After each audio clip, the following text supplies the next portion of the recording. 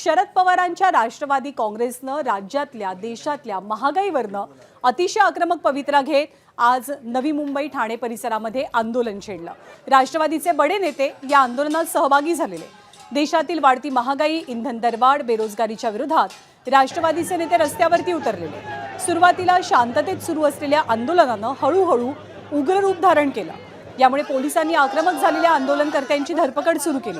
सुप्रिया सुळे, रोहित पवार, शशिकांत शिंदे, जयंत पाटील, जितेंद्र आव्हाड असे अनेक दिग्गज नेते या आंदोलनात सहभागी झाले होते। यावेळी पोलिसांनी रोहित पवार, जितेंद्र आव्हाड, शशिकांत शिंदेंना ताब्यात घेतलं।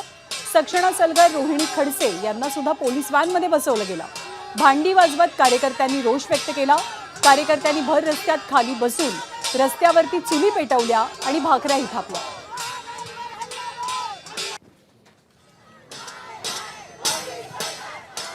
महागाई वाढली आहे, देश डबघाईला गेलाय।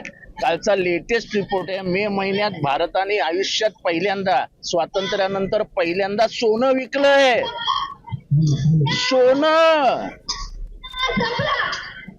सोनं विकायची पाळी आली। या देशाची अर्थव्यवस्था कोणाला समजू नये की डबघाईला जाते म्हणून सोनं विकलं भारताने। आता काय बोलायचं।